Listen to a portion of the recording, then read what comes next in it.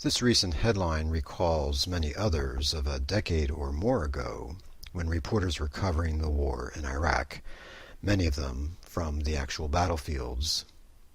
Here is one of those reporters, Kevin Seitz, who is an embedded journalist, a job at the center of this week's assigned reading by Murphy. Murphy begins by explaining the tension between journalism's focus for the search for truth and its obligations to certain civic values. Journalists are often caught between two sometimes conflicting impulses.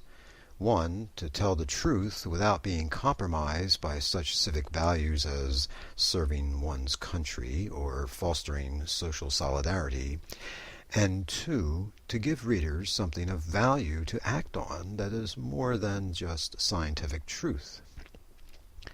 Murphy notes that telling the truth under such constraints requires several things.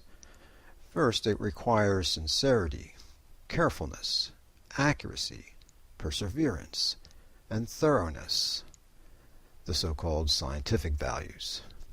But it also requires impartiality, humility, courage, and a willingness to follow the facts where they lead.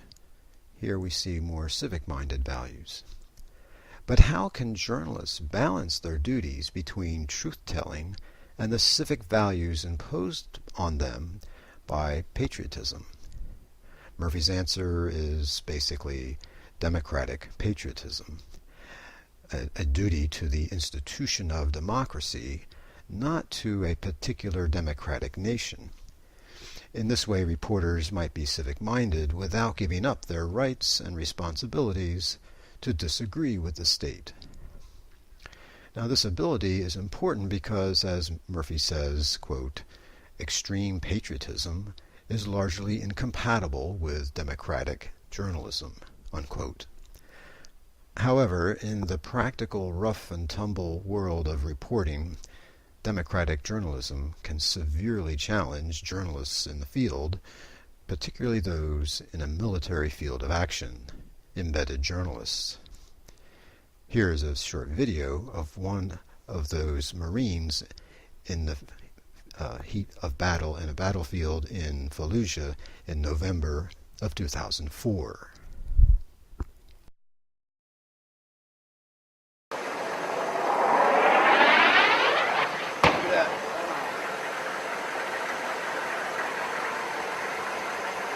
The more I kill here, the less I got to worry about coming into my country. Does it scare you at all, though? You have to break into a house like that and guys have guns pointed at you? I don't have time to think about that shit. When I first got here, I was always worried about. My friend told me today, man, you were so worried about getting killed when you first got here. But now, I don't have time to think about that shit. You bust into a house. Just like today, I had people pointing AKs at me. And singing. I shot 2 people in less than 10 seconds. Just what you gotta do. This shit goes right out the window. Hey, dog, push. After that,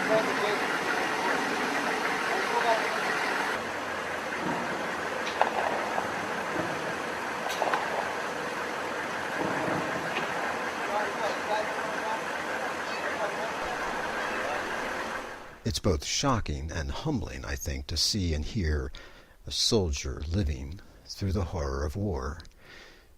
If you can possibly pay attention to the other voice on the soundtrack, however, you might also be struck by the journalist, Kevin Seitz, who is there to record the sights and sounds of this soldier's life. Our shock probably can't compare, though, with Kevin Seitz, who lived and talked with Wold, and who probably owed his own safety to Wold's efforts during their interview. How difficult it must be to be an embedded journalist where both objectivity and compassion are required in the same moment. How difficult it must be to sustain one's will and ability in the face of a story's subsequent headlines like this. Marine's death ruled an accident. Military Sergeant William Wold's parents questioned the results of an autopsy that blamed medication. This is the same Wold that we saw in the video. Thus, embedded journalism is a very challenging profession. And so Murphy's recommendations for embedded journalism are as follows. Invest in non-embedded journalism. Provide context.